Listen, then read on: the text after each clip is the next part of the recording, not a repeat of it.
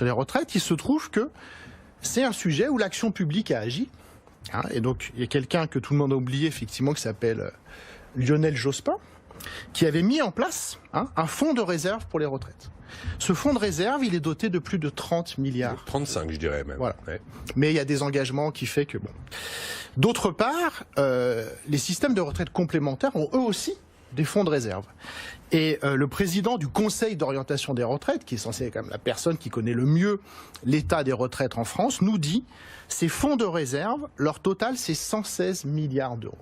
Donc au bas mot, on a, j'avais en tête aussi. Voilà, au bas mot, on a 150 milliards de réserves pour les retraites. Il y a un petit problème, Gilles, dans votre. Non, non, mais. Dans la photo. Ah, non, continuez. Et alors, j'ai pas fini. Qui se souvient de la CADES? Moi. Bah oui. 96. On suit au sujet. Création de la Caisse d'amortissement de la dette sociale financée par la CRDS, la contribution au remboursement de la dette sociale, dont la durée de vie a été prolongée en théorie et ne peut plus être prolongée au-delà de 2024. 20 sur 20. Hein. Ouais. Élève Dose, vous avez les félicitations du jury. Merci. Donc en 2024, effectivement, la CADES. Mais attendez, j'ai pas présenté les autres en fait. Non, mais attendez, je finis. Parce que c'est quand même On incroyable. sait même pas qui est Gilles Ravaud là pour l'instant. Oui, mais c'est pas grave. Ça n'a aucune espèce d'importance. Parce que ça, c'est une chose, d'information que chacun peut vérifier sur Internet facilement. Donc la CADES, effectivement, aura fini de rembourser la dette de la Sécu en 2024 et dégagera au minimum encore 24 milliards d'euros. Le président de la dégagera CADES... 24 milliards. Mais oui, d'euros. oui. Jean-Louis Ray déclare « Aucun gouvernement n'a eu à arbitrer une telle manne ».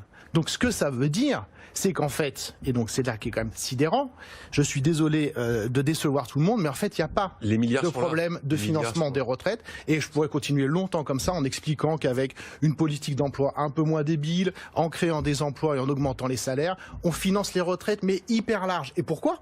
Parce qu'il y a eu plein de réformes des retraites. Oh là, oui. Et qu'en fait, les gens qui arrivent à la retraite aujourd'hui le constatent, les retraites ont vachement baissé.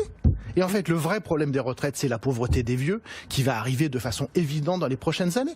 Qui n'est pas massive aujourd'hui. Qui n'est pas du tout massive aujourd'hui, qui est la aujourd'hui. plus grande réussite de l'histoire sociale de la France. Parce qu'avant, quand on était vieux, soit on avait du patrimoine, soit on était pauvre, et la grande majorité des gens étaient pauvres. Et la première réussite de notre système social, c'est qu'on a un taux de pauvreté parmi les vieux, qui est effectivement un des plus bas du monde et un des plus bas de l'histoire, évidemment. Mais demain, avec la dépendance, les amis des EHPAD qui se gavent et qui vous coûtent 2000 ou 3000 euros par mois, etc., on va avoir un énorme problème social qui va être la pauvreté, en fait, des vieux, des gens, des parents, les enfants qui vont devoir revendre la maison qu'ils ont mis 20 ans à acheter pour payer la dépendance de mamie, papy, etc. Donc c'est ça le vrai souci. Et je passe sur l'incroyable écart d'espérance de vie qui existe dans notre pays. Étude de l'INSEE de 2017, 13 ans d'écart d'espérance de vie entre un ouvrier qualifié et quelqu'un comme moi. C'est quand même des trucs énormes. Donc pourquoi on ne parle pas de ça et pourquoi on nous gave une fois de plus avec un problème monétaire qui, je suis désolé, n'existe pas. Gilles Ravaud, il est maître de conférence à l'Institut d'études européennes de Paris 8 Saint-Denis.